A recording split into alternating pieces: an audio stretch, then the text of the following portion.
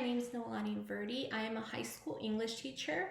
Out of the 10 dispositions that were presented to us, I believe that I possess 6 and that I have a good grasp on those 6. There are 4 that I'm still working towards and implementing this year to try and better myself as an educator. One of the first ones that I feel that I possess is respect for diversity.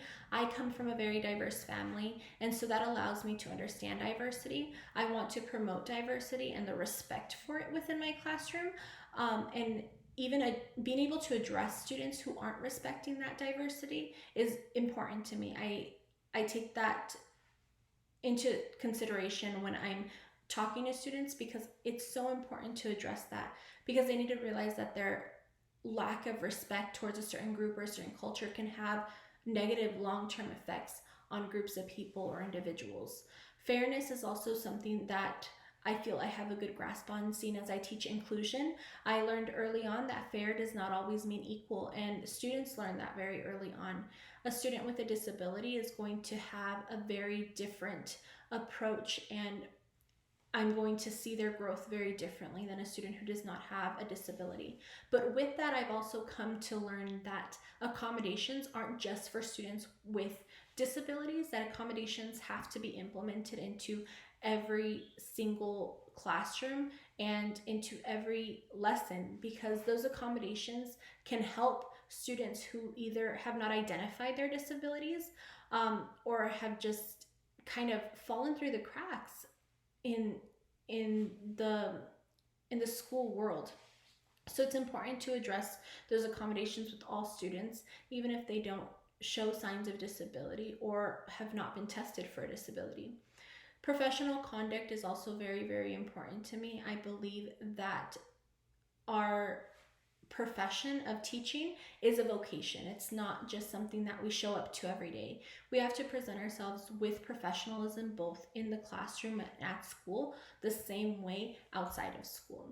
Curiosity is another thing that I feel students really, I feel that I encourage students to take on. I want students to think creatively. I want them to think outside of the box. I want to promote a growth mindset, and I want them to see what a growth mindset looks like. I don't want them to ever feel like they have restrictions in their learning or in their thinking process.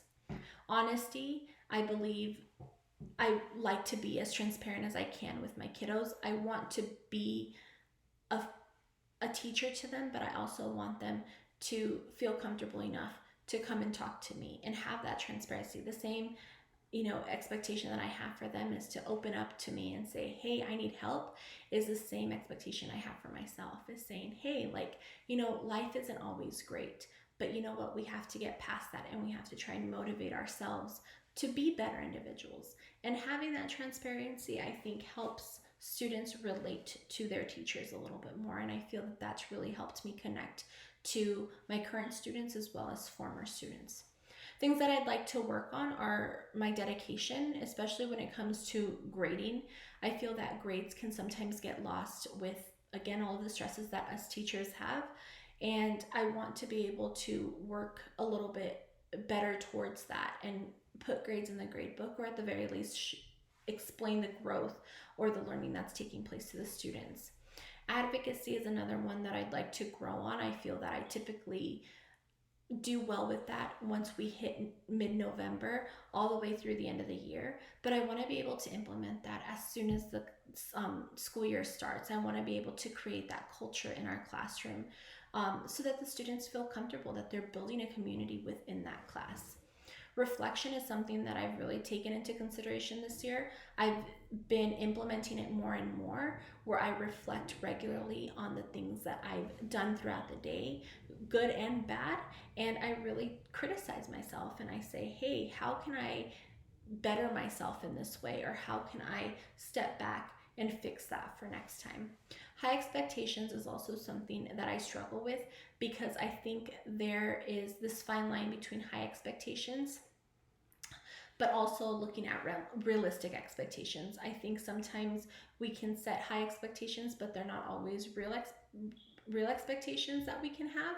And so we want to be able, I want to learn how to differentiate between those two and really set the high expectations for individual students or groups of students that I can identify.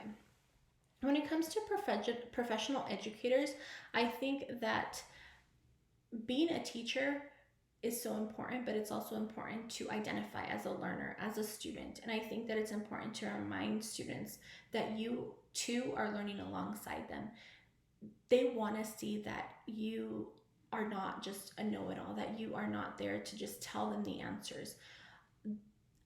I think that it's so important to be able to grow alongside your students and develop and have them teach you things as well, because that is the way that they are going to grow and be an active member of society as a whole.